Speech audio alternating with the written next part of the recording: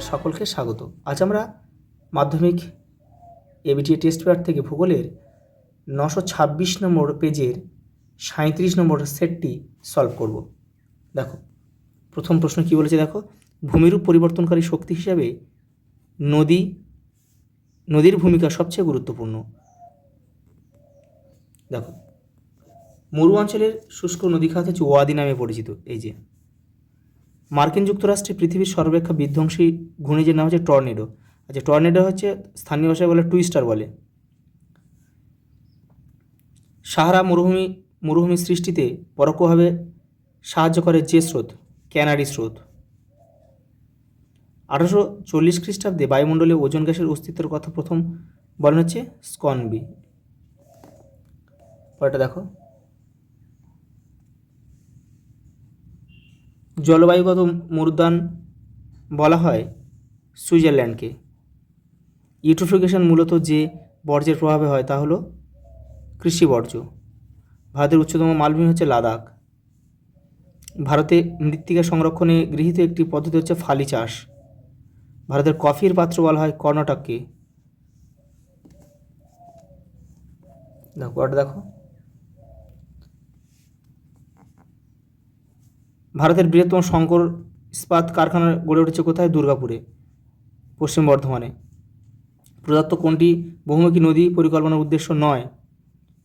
দেখো, জলবিদ্যুৎ উৎপাদন, এটা হচ্ছে উদ্দেশ্য। সেচ বন্যা, এইটা হবে জলদূষণ নিয়ন্ত্রণ। সোনালী চতুর্ভুজ প্রকল্পটি যে পরিবহন ব্যবস্থার সঙ্গে যুক্ত সেটা হচ্ছে সড়ক। হীরক চতুর্ভুজটা কিন্তু রেলপথের সঙ্গে যুক্ত।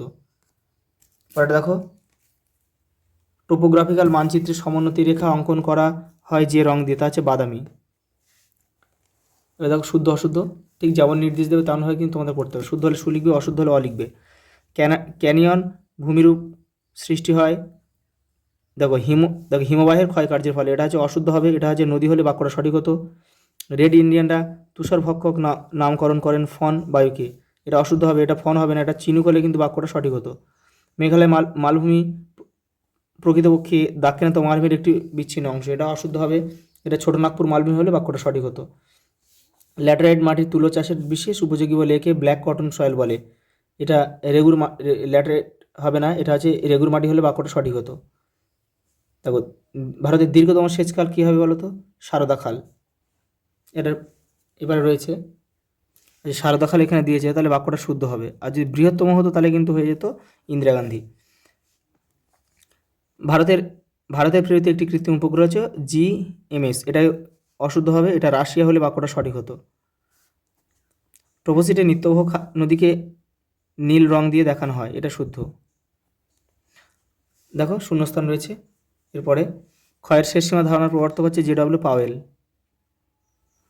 বাতাসে ভাসমান আণুবীক্ষণিক বিষাক্ত ধোঁয়া, ধূলিকণা, লবণ কণাকে একত্রে বলা হয় অ্যারোসল।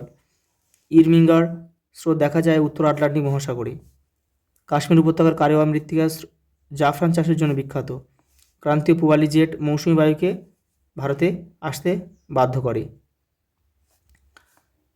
রাজস্থানের মরুভূমির চলমান বালিয়াড়িকে কী বলে? ধ্রিয়ান বলে, ধ্রিয়ান নামে পরিচিত।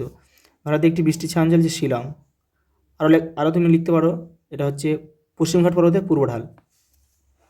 দেখো, এসে দিয়েছে, পৃথিবীর বৃহত্তম নদী মধ্যস্থ দ্বীপের নাম হচ্ছে আমাজনের ইলহাদা মারাজু।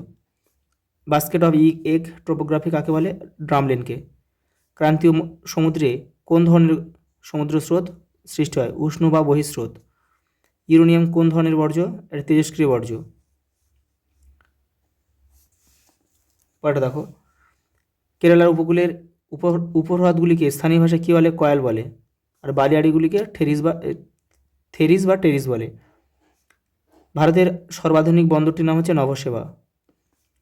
অতি উচ্চ তাপমাত্রায় অক্সিজেনের উপস্থিতিতে বর্জ্য পদার্থের নিয়ন্ত্রিত দহনকে কী বলা হয়?